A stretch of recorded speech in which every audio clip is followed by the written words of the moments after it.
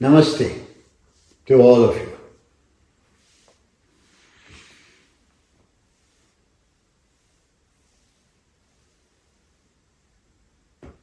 Defining Hinduism. Though I've been an atheist, and I am one, I've always been proud of being born in a Hindu family, especially after years and years of researching into the subject of spiritualism and how it originated from India through Hinduism. So let me tell you something about Hinduism. A Hindu, according to me, is an atheist, is a polytheist, a monotheist, and also henotheistic, meaning a henotheistic meaning he believes in one God, but also at the same time in a number of subsidiary gods. Like for example, one God to a Hindu, the most superior God to a Hindu would be Shiva, and many other subsidiary gods to which there is no end, no limit. He can pray to a tree, to a cow, to a mountain, to a river, to anything which exists in this world. So, it's not like any other religion. Not like any other religion. And Hindu itself cannot be called a religion. In no way. No one can say that Hinduism is a religion. It's a way of life. It's a way of life which evolved from the demographic area, the cultural practices, its ancient scriptures of Brahmanism or Brahman. So it evolved from that over a number of years, and it's the oldest known, referred to as religion, oldest known religion in our world, through which all beliefs, fables over a period of thousands of years has been coming from one person or the other claiming to be a philosopher, a pandit, a guru or whatever, each one coming up with their own name, with their own concepts, with their own supernatural beliefs. So it's, I would say, a little exhausted by thousands of years. Many other religions, subset religions have emerged from Hinduism, like Sikhism, Jainism, Buddhism, etc. To the extent I would say it's the mother of all religions. It's the mother of all religions. Because according to Yajurveda, all living beings are equally divine. So when all living beings are equally divine, and when Hindu religion accepts everybody and every religion in its embrace, so it has to be the mother of all religions. There is no conversion. You cannot be converted into a Hindu. So there is no doubt about the fact that it is the oldest and the mother of all religions, because it has no founder. No founder. It has no commandments, only sayings, great sayings, which were referred to as Mahavakyas, no commandments. no dictums. It is open to speculation. That is how so many other beliefs came in. It's open to speculation throughout. For thousands of years, Rishi Munis have been dictating, claiming, philosophizing, and our scriptures developed with no founder. So, this Hindu word was given by Persians. Beyond the river Indus, where people were called Sindhus.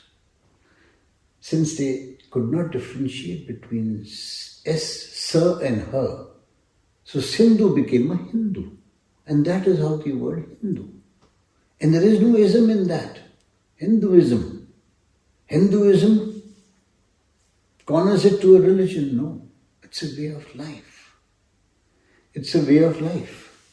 And the purpose of that way of life is to attain full potentiality. Full potentiality. And full potentiality for what? For what? For salvation. For liberation, which they refer to as moksha. Moksha from what? Liberation from what? From the chattering, from the clutches, from the way the mind clutches and the way the mind rules over you. Chattering in desires and emotions, to liberate yourself from that. So, in Hinduism, God is just a state of higher consciousness, which they refer to as Atman. God is not the supreme. God is not the creator. Like in all religion it is. In all religion, God is the creator. In Hinduism, the creator and creation is the same. There is no difference. Because the divine is within you. You are the divine. Shivaham, you are the divine. So God is a state of higher consciousness. For the sake of liberating the body and mind, the soul from the body and mind. The soul is that Atman. So this is how God is secondary. The divine is secondary because of you the divine exists. Because of you the earth exists. Because of you the universe exists. So because of your consciousness everything exists. It's the conscious principle which is the divine in Hinduism. And for that the most important is self-knowledge. Knowledge of the self, which tells you God, Guru and the self is one. Are the same. Is one meaning are the same. For which they refer to as Advait, not two. Advait Vedanta. Vedas is the knowledge pertaining to Hinduism. Many refer to as Vedic religion also. So Vedas is the essence of Hinduism. And Vedas is knowledge. Vedanta is end of Vedas. And Advait is not two. Not two. God, Guru and the Self are all the same, where creator and creation is the same. And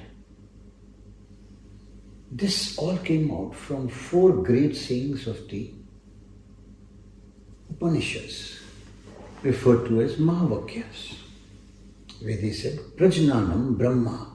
Brahma is the creator of all that exists in the universe as Brahman or Brahman, and Prajnanam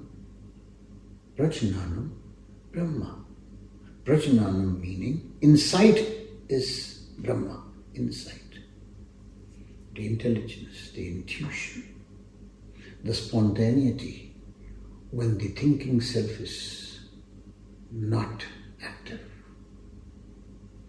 And only the Atman awakens. Prajnanam Brahma. I am Atman, Brahman. Atman, the soul, which contains the spirit, is Brahma. Tattvam Asi, that art thou, you are that. Aham Brahmasmi, I am that conscious principle, meaning I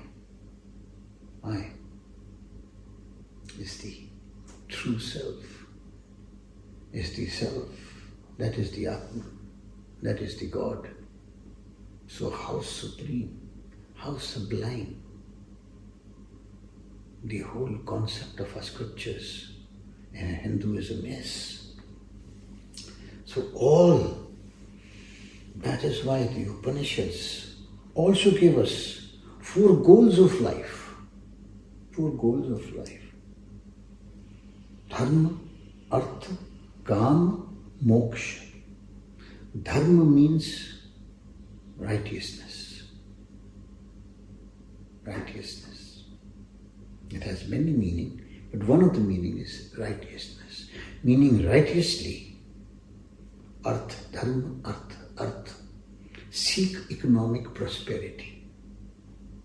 Kama. Satisfy all your sensual desires. And finally, when you are content, seek moksha, liberation, the ultimate for Hindus. So Hinduism, actually, it's not the right name because that was given by Persians. Hinduism was referred, or Hindus were referred, or the whole community was referred as Sanatan Dharma. The Hinduism was referred to as Sanatan Dharma. Sanatan means universal law, the universal law of righteousness, of order.